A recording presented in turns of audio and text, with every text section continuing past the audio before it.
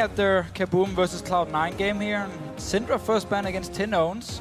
He actually looked pretty solid in the laning phase, and Kabum as a team, in terms of mechanics and in terms of laning phase, I know you talked about it, Riff, as well, they actually look pretty solid. Yeah. I mean, they are good laners here, they have the ability to surprise Alliance, and Kabum is a team going into these games with no pressure at all.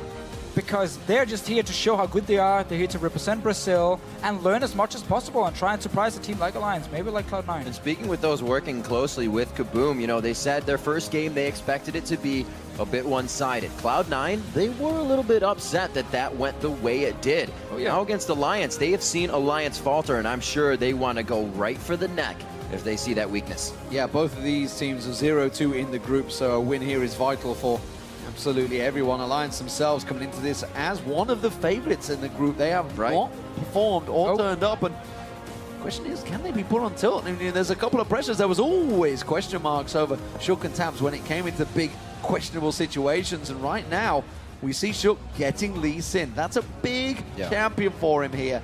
We'll see if he can deliver. And actually a champion we have seen Kabum in the past ban a lot, because they don't want to play against this early pressure you can do, or you can make on Lee Sin. Shook being able to get it. It's going to be important for him and his confidence, but when you talk with Alliance, they always say, we don't tilt. Especially Shook as a jungler. They say, you know what?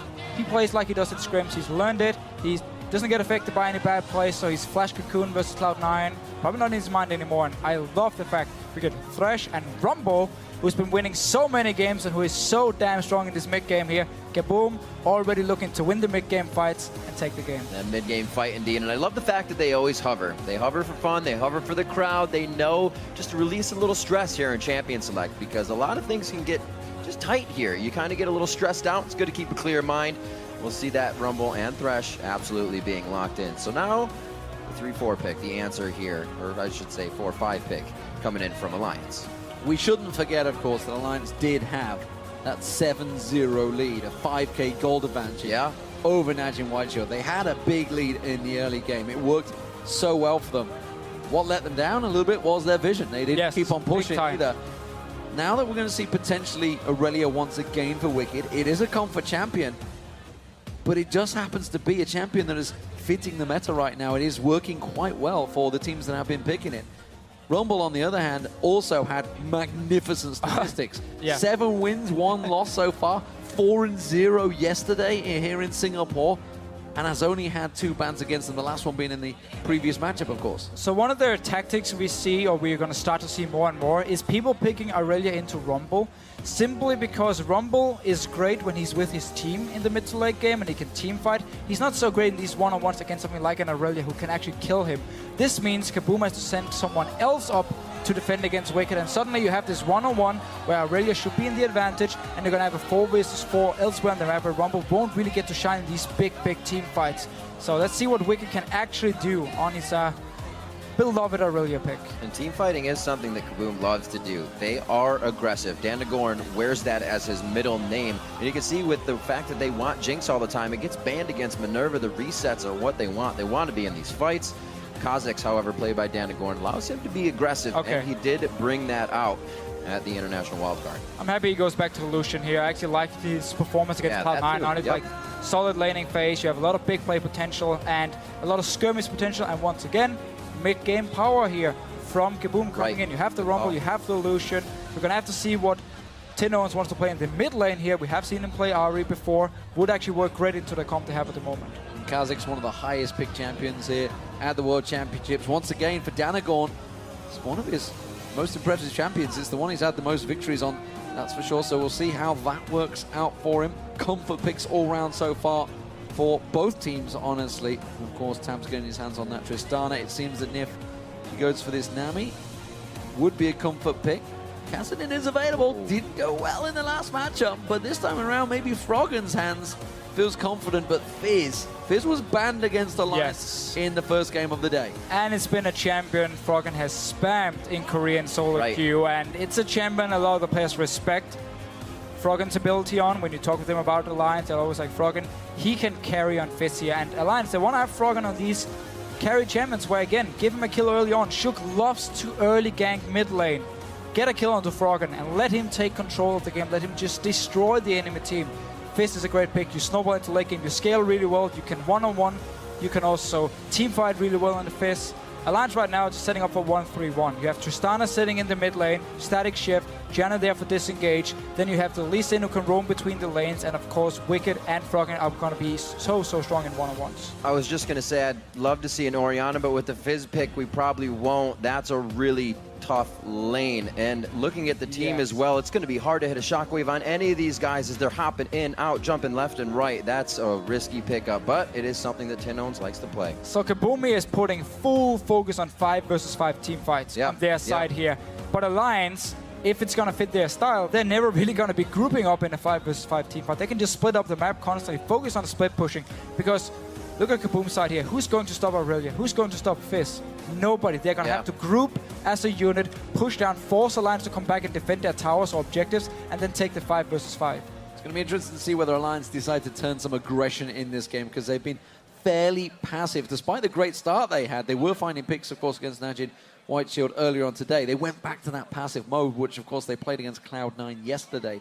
You'd feel against Kabum, this is the chance where they can show really the world we can be an aggressive team, we can go for it. The fact that Fizz is picked in there, along with Lee Sin, you expect a lot of focus possibly on that mid lane for Shook.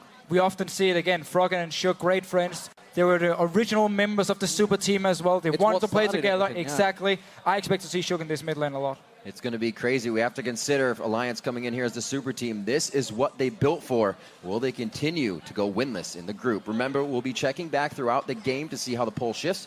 Keep voting on Twitter by sending either hashtag ALLWin or KBMWin to @LOL Esports. It's about to get in game now for another one on the Rift. This one's going to be Alliance versus Kabum. Alliance looking to pick up a win so they do not go winless within their group. And they are on to the Rift. It's going to be Alliance on blue and Kabum on the red side. Yeah, one of these teams will be leaving the halfway stage winless. Who will it be? Alliance or Kabum? Representing the Brazilian international wildcard team. Qualified, of course, over in PAX. They were an unusual qualifier. Nobody expected it. They were technically the 3rd seed in their region, but they came up trumps when it counted to make it through to that final. Of course, beating PEX over in PAX to the North American. PEX, it's easy to mix up. Absolutely. But Alliance, they are the #1 seed representing Europe, and currently yet to get a win on the board, which is caught so many people off guard. But it is a tough group, no doubt about it. It is, and in this game here, Alliance, they need to be careful because Kabum's mid to late game comp here is super strong, and if Kabum manages to do well in the laning phase, take the lead, they can start taking objectives and Alliance won't be able to fight against them, and suddenly they can fall too far behind and Kabum can take the game. So Alliance needs to be careful in these lanes here. It's going to be a lot about Shook, what he can do. You can gank top lane, Aurelia, max E, you get the longest on duration, easy setup for Lee Sin, and of course this mid lane, Orianna has no jumps, and she's actually not running any defensive summoners like we've seen before when it's Orianna against Fizz and you're expecting a lot of action in the mid lane. Well, not a lot of action in the early game as they get the buddy wards out. All wards pretty much holding hands here for the safety. Kabum stays looking for the 2v2 as well. He just saw Froggen back off there. He's now got 4 health pots stacked up. So he went back and stacked himself up those extra pots. So expecting a bit of a rough time early on against Tinones in that mid lane. It is Orianna, his favorite champion, so you'd expect him to be pretty strong on it in the early phases. Of course, we do see red buff start by Shook, not really leashed out too heavily by Alliance, while a lot of support for Danagorn on that blue buff. Yeah, that could be a problem for Kabum down this bottom lane. The fact they're going to lose the early push for level 2. And would actually mean Taps and Nif should be able to push the lane up and into the tower here in this bottom lane and take control of the bottom side of the map. And mid lane, of course, again, Tinones, he's just going to poke Froggen every single time he gets the chance.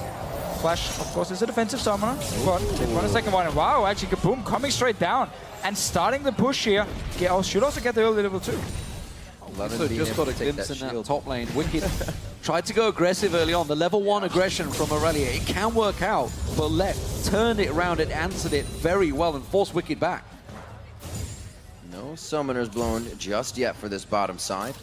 You can see Tinones in the mid lane. Playful Tricks are coming in, definitely taking that shield and ball movement. You can easily stop that dot damage and a lot of pressure, and Tinones knows how to play this one. And what we often see in this matchup between Fizz and Orianna is they're actually fairly even in CS in the start because Fizz has the flask, has a lot of health potions. But once Orianna managed to poke enough and get Fizz to use all the sustain he has, then he starts falling back and has falling behind. Top lane though, gang onto Lep. Uh-oh, Lep in trouble here. He does have his flash up very low. He's trying to hold it for the last second. Scrap shield goes on and he blows the flash and goes down. Had to consider the red buff as well there. Would have taken him out past the flash.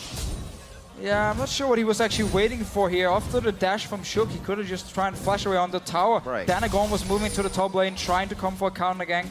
In the end, though, you get a kill for Alliance now, and you force the flash. Oh, double flash in the mid lane as well. Froggen pushes Tin Owns away. Meanwhile, of course, his jungler was coming around back down the bottom lane. Tabs pulled in, has to rocket jump out. The exhaust was used out there. Nif still keeping the pressure on. Minerva was taken pretty low from that ignite, of Nif.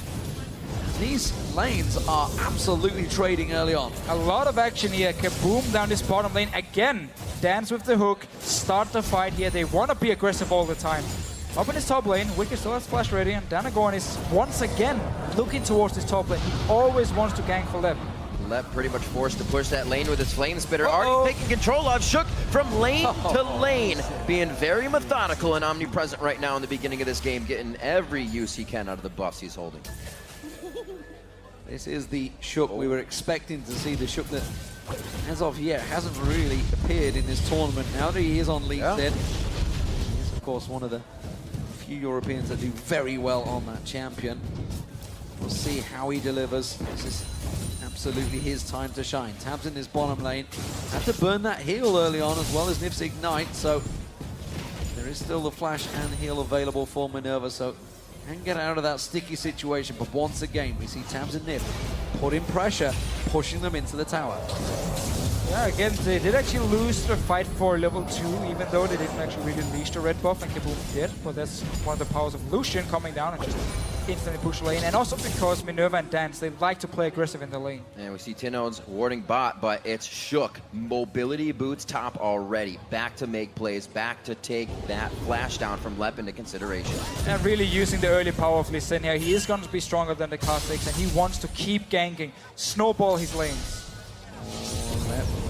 He's going to walk in, Flame Spitter running. Wicked wants to take damage and hard get to this bait him. Yeah, he's trying to bait him in, trying to keep that Blade Surge going, trying to show that he's using it. There's the kick, going to land on towards him, but I think Lep might be safe on this one. You can see he's going to try and get away. They're going to have to tower dive, and they will go for it. They have enough damage. Wicked taking too many tower hits. He just about gets away. Shook will be able to walk off as well. And again, the gank on the top lane is successful. And Danagon is not there. I mean, he keeps walking up to the top lane when Shook is not there, and then he walks back to his jungle to farm, and Shook finds an opening in the top lane. If he had been there for the counter game this time around, easy pick up here for him. He could have killed Wicked, probably also killed Shook, but obviously that's easy for us to say because we can see the entire map. Good in and out coming from that. Lep being hit pretty good. Still has the equalizer, but it is going to be quite diminished.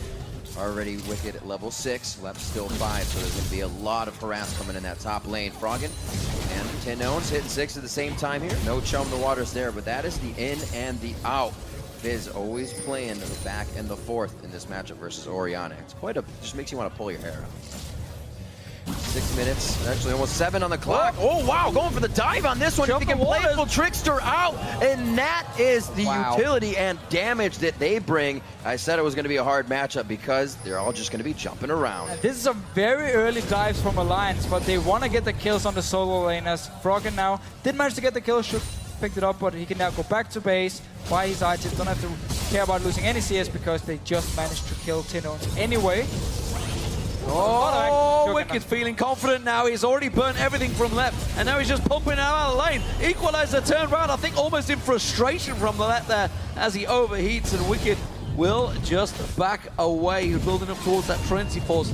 He's confident in that lane matchup now. Yeah, but that was a great turnaround here by Lep. There was Wicked couldn't dash away from it. She actually had to flash to get out of the ulti from Lep, so nice play here. Forcing the flash. Let's see if Danagon can actually use this opportunity. No flash on Wicked, no flash on Froggen in this mid lane, just for a few seconds. That's going to be hard to punish. So the blue buff trying to be used to whittle away Froggen in this mid lane so he doesn't have the aggression to just go under the turret once again, and out with Playful Trickster. Danagorn really being shut down by Shook here. He's been all over the map and has not been able to apply from Danagorn's side the pressure he wants from Kha'Zix.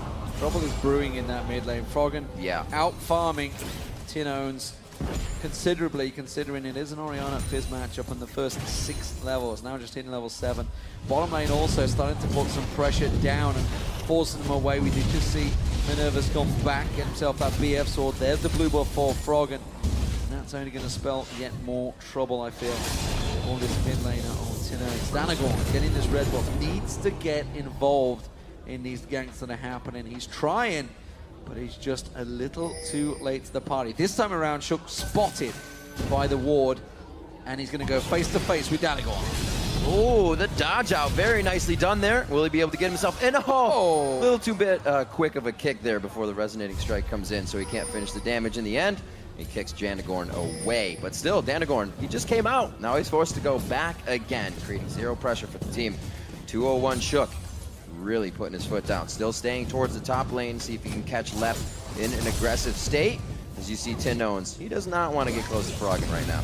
No, and we just again see Shook using this Lee Sin early on to win the fights against Danagorn, to gank the lanes constantly. And Danagorn can only come in for a counter gank. He can't go face to face with Shook at this point here. He needs more time. He's going to outscale him, but that's going to be, I mean, 10 minutes, 15 minutes in the future, which might not be enough for Kabum because the lines at the moment are just snowballing these solo lanes. Oh, Wicked just dashing in, getting a quick basic attack onto Lep and going straight out before Lep can turn it around. Danagorn again is close by. We'll see if he decides to go there. Good culling coming out here. A lot of damage on Nif there. That's going to force him low on this turret. There's a big minion wave as well for Kabum, but they've got no support because Danagorn's trying to help out the top lane. Well, for now, he's actually just sitting back to farm because the lanes have been able to stay alive for the last few minutes. He is ahead in farm compared to Shook. Let's see what happens around this mid lane. Danagorn is here as well. Ultimate again. They're looking to get a refresh on that blue buff from Tinones. A nice double shockwave to bring in Froggen and Shook, and it will deter them a little bit from re-engaging. In that one, Glep very low in the top lane as he overheats. He's trying not to get pushed in. The second they showed in that mid lane, Wicked went aggressive in the top onto Lep. You can see he burned his equalizer and his flash. Danagorn finds Shook, kicks him in there. He's got the support of Froggen, flashes straight out of it, tries to force him away. Playful Trickster's not going to find him. The Ignite will not get him. Calculated, Just staying alive. About heals himself up. Just managed to flash out here. Once again, though, every time we see the two junglers meet each other, Shook has the advantage, getting all the damage on Danagorn and forcing him back to base, back into his own jungle. And Alliance continuously looking to push this. Shook, Sightstone immediately with those boots. Been putting down some deep wards as well. And we just look at the lanes. What damage has this done? The discrepancy, gigantic towards that top lane. Minerva doing what he can in the bottom, though, to keep the pressure up.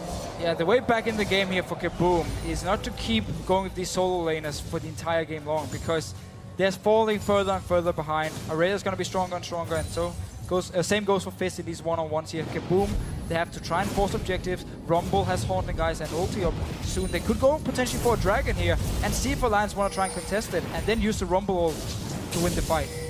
Taps making sure he doesn't get tagged up there. The culling comes through once again, gets interrupted nicely by Nef for that Howling Gale.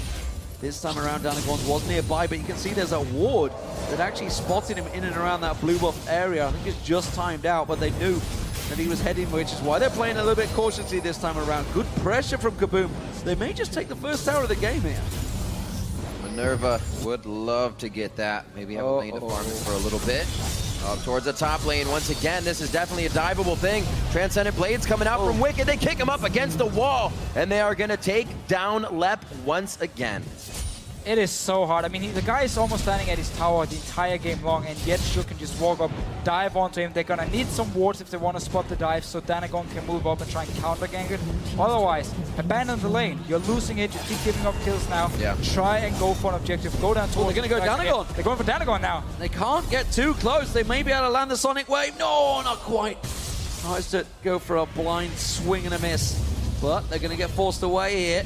In comes Lep. Can he come around? A good equalizer may be enough if they can catch it down there. It does separate them, but it is going to be a quick back off. Look at this, though. In comes Froggen sneaking in on the side. Always going to back away. Wicked really is keeping Lep on his toes. constantly looking for these fights here because they know they are so strong. Teleport was used by Lip up in this top lane as well. Danagon staying around. And Dance wants to join in as well. After they got this bot lane tower, Kabum can look to now switch their dual lane, maybe up to the top side and try and go for another tower.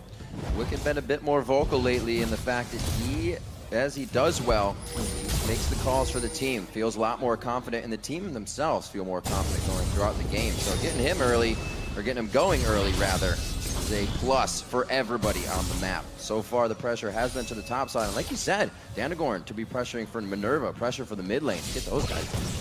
I actually like the Kabum idea here of sending Minerva to this mid lane together with Tinones because Fizz doesn't have a lot of safe wave clear. He has to jump into the minions, and he will take a lot of damage if he does so, which means Kabum can actually push down this mid lane, get some damage on the tower. Seems as though Froggen is not going to be interested in staying and defending. He wants more action in top lane. Well, the ward will spot him, but you can't stick around, buddy. If there's a fish coming up out of water, you need to run the hell away. Currently, though, Wicked, with the help of Shook in that top lane, just give him so much confidence in that lane matchup right now. He's just bullying that every chance he gets. Blue buff given across to Froggen.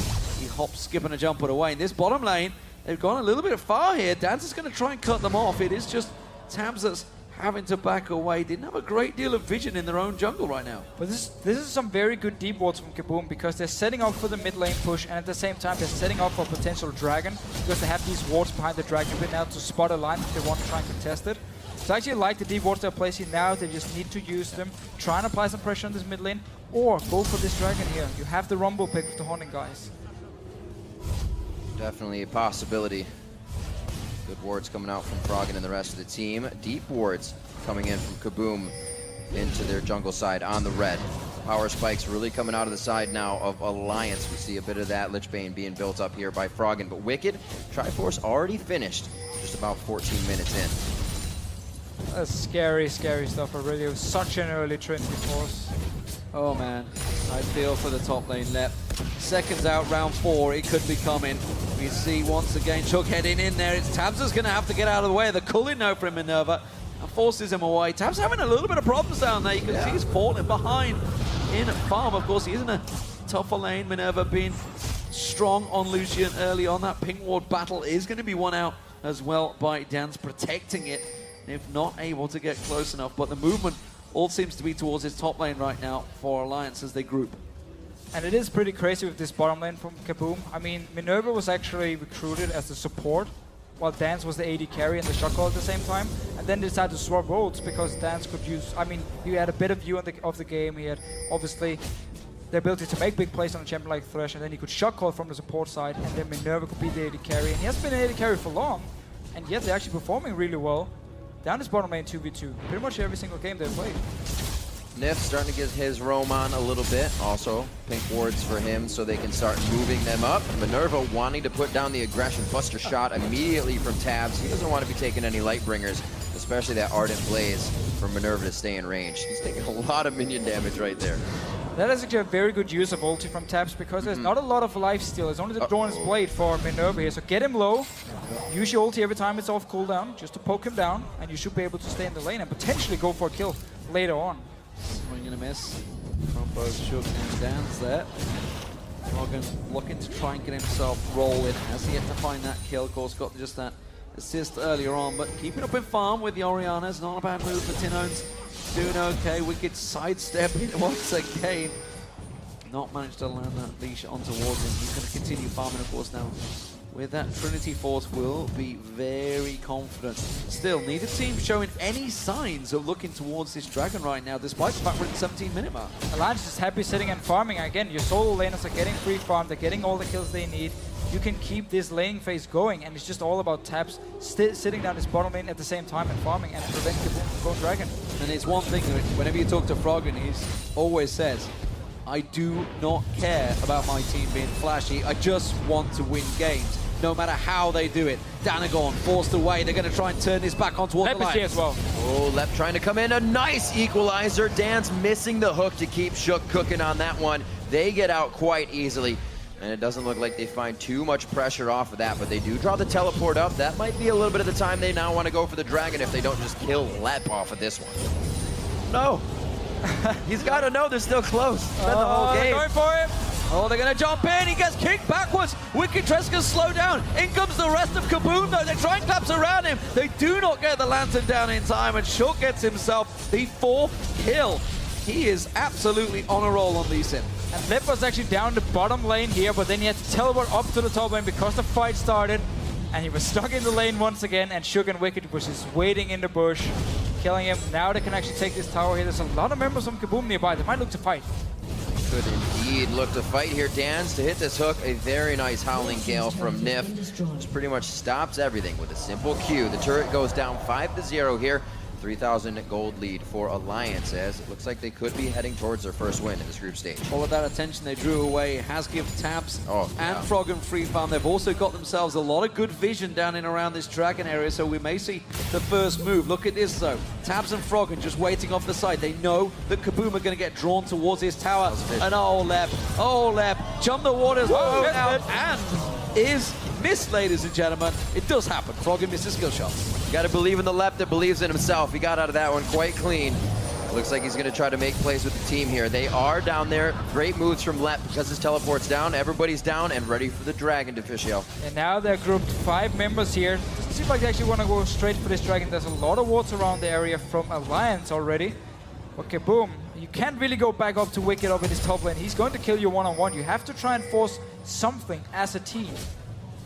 And that Hex Drinker now being picked up by Wicked as well is going to cause problems. Like you said, nobody can deal with him right now. He's just going to keep on split pushing, keeping all the problems on them. Kabum maybe going to try and create a play here. They catch Shook out. Nice this would be some play. good gold. The kick on Danagon. He tries to jump away, but he will be taken down. The first kill for Kabum. Such a nice play here by Dance, interrupting the safeguard from Shook, so he couldn't get away and just managed to pick up the first kill. Again, though, here, Lep walking around this mid lane. Seems like they don't want to go for Dragons because Minerva is actually sitting in this top lane here defending against Wicked.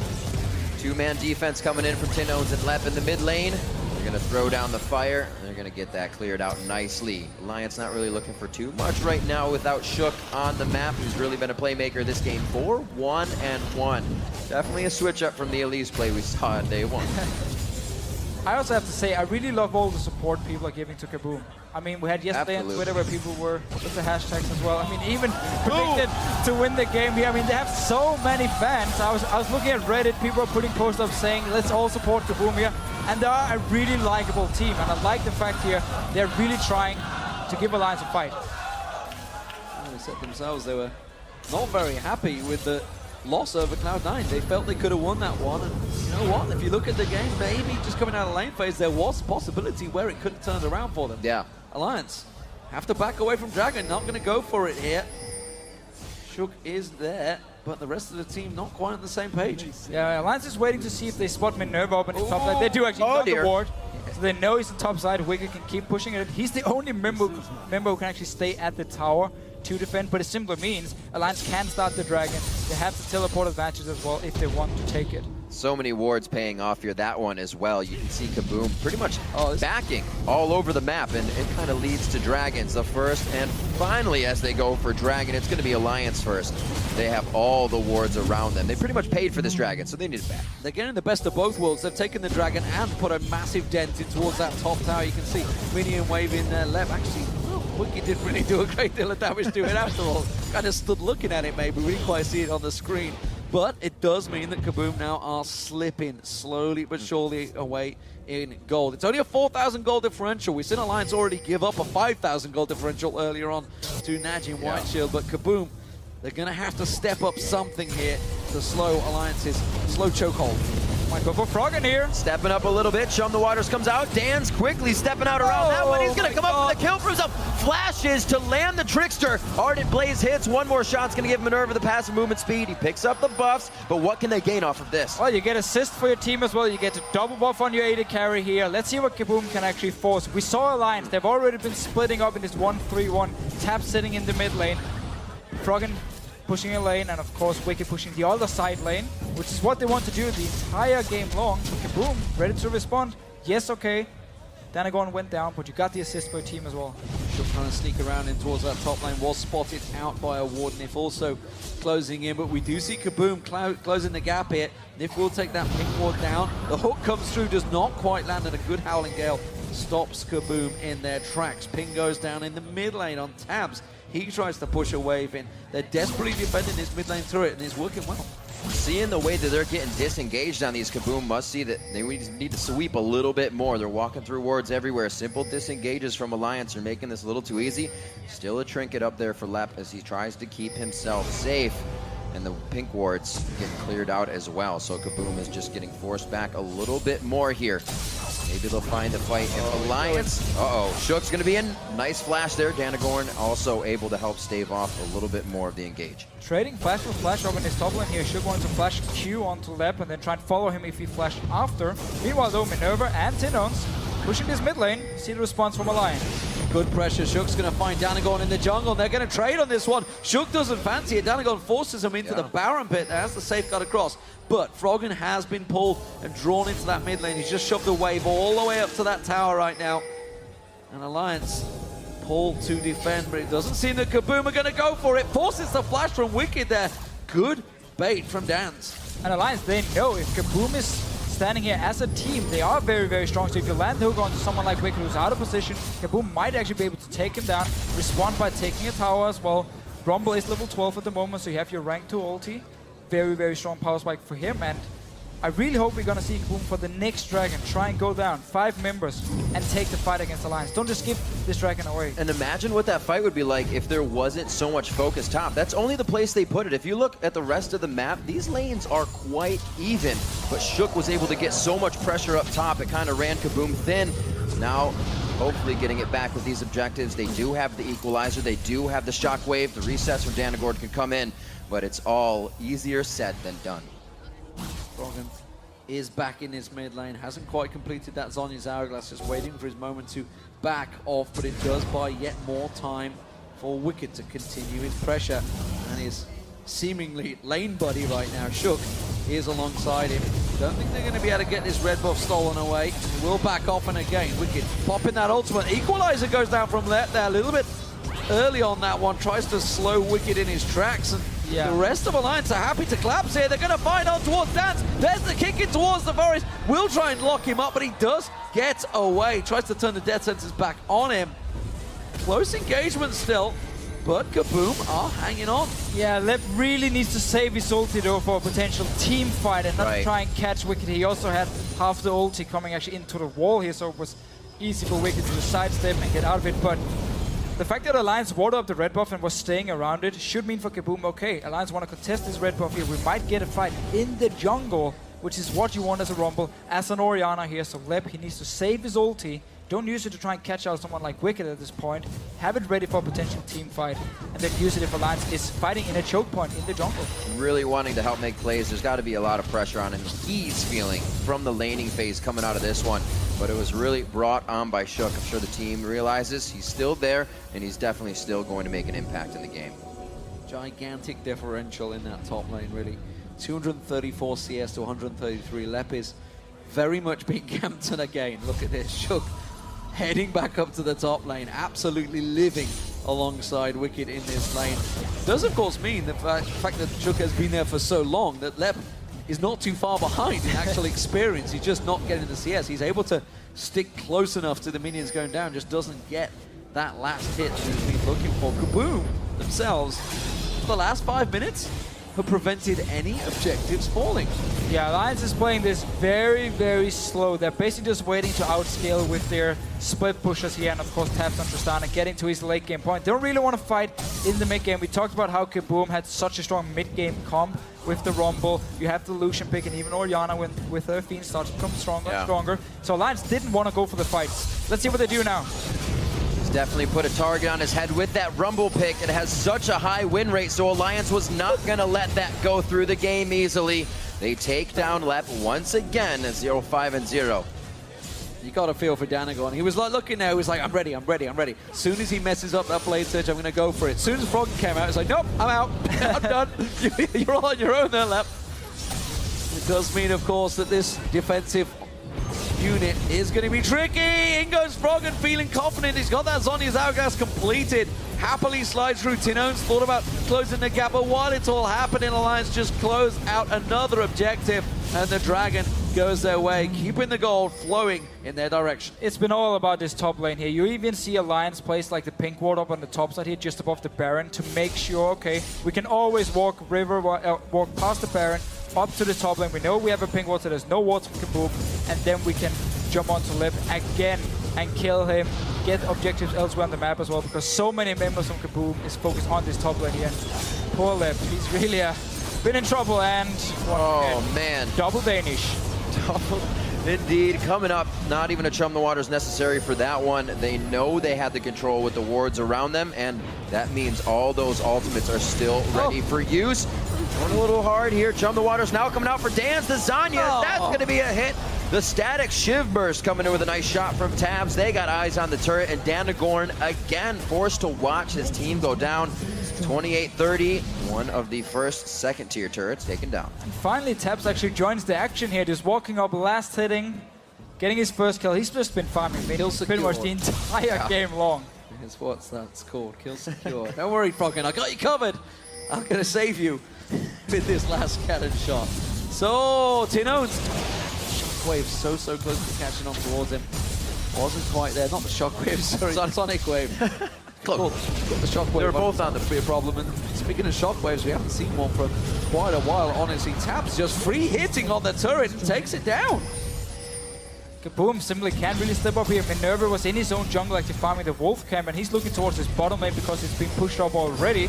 So he wasn't there for the wave clear. Don't go for it, Minerva. Don't go for it. Froggen's off the side. In comes Nif. Tries to keep him around there. The Death Sentence will land, but it's Froggen he catches. He's got himself a Rabadon's Death Cap. Sorry, he's going to build up towards him. Minerva going to get caught out. Froggen taking low. The Zonia's is not quite off cooldown yet. Will he get picked up? Tino's dropped. They're going to keep on rushing. Dan's very low on this one. Danagorn had to jump out, so he's not going to be able to reset back in off of anything because there's no kills coming. And even with Froggen throwing the fish out of the boat on that, they were able to take the fight to Tinones and Dan. And Lip once again. Oh no.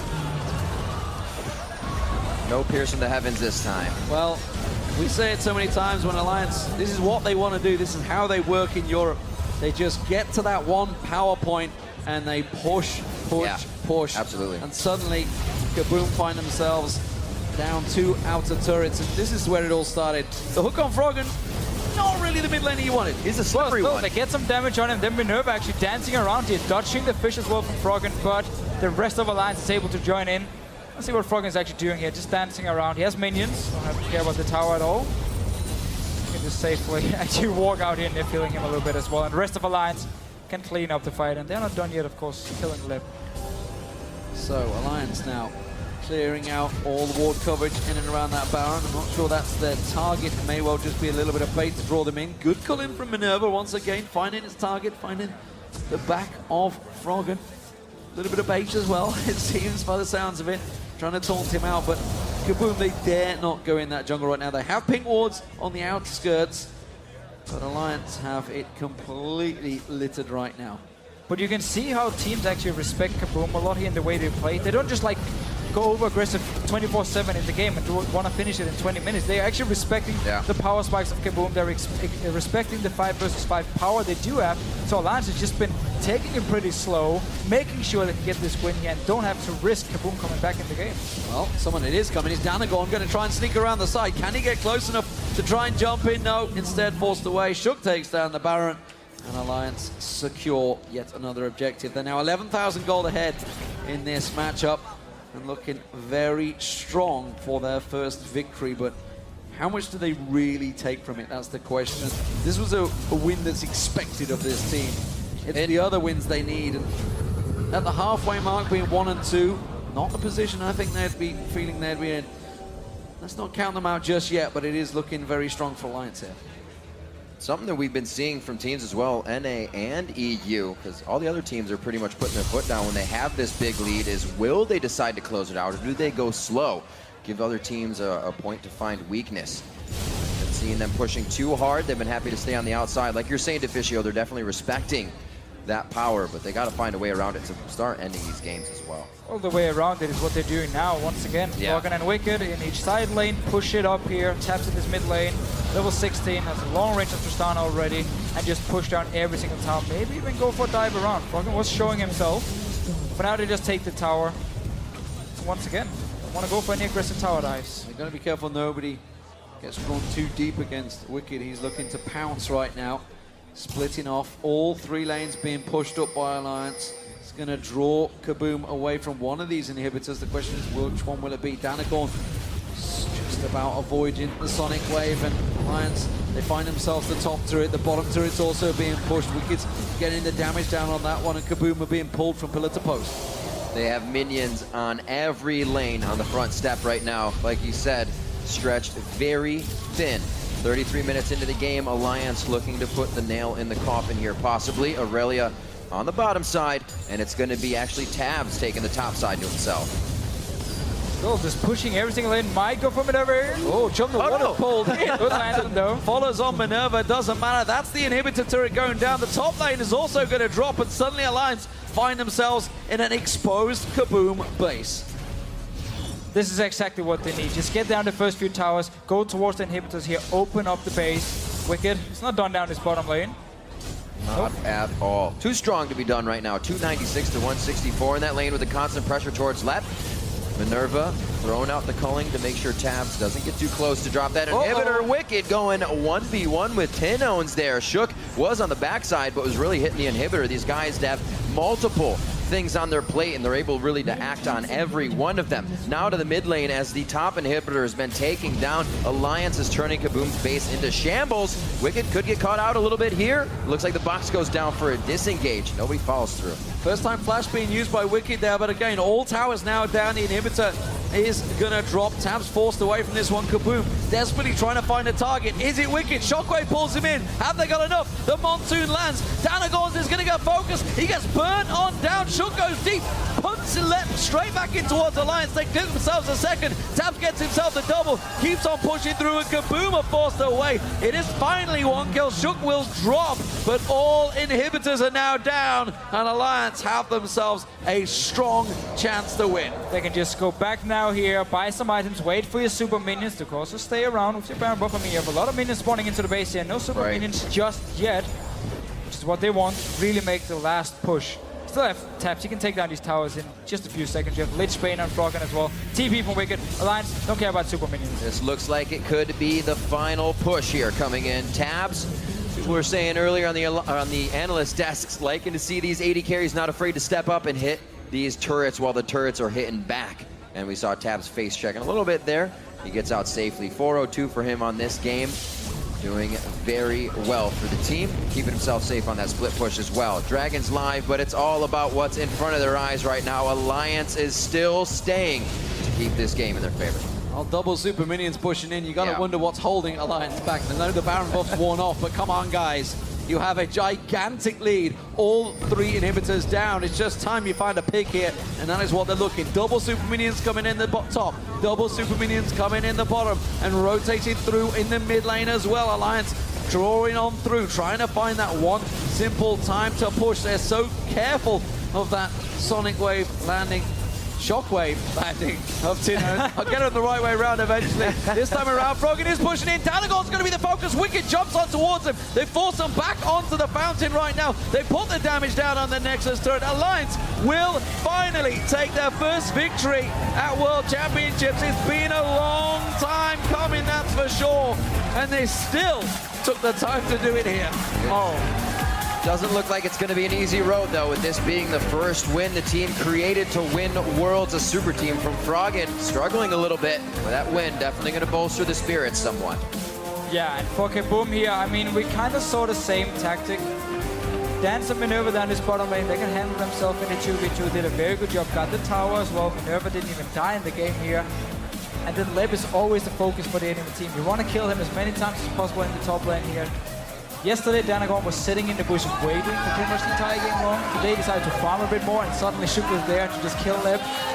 Not sure if tomorrow if he's going back to the weight game and just hope to counter gank early on.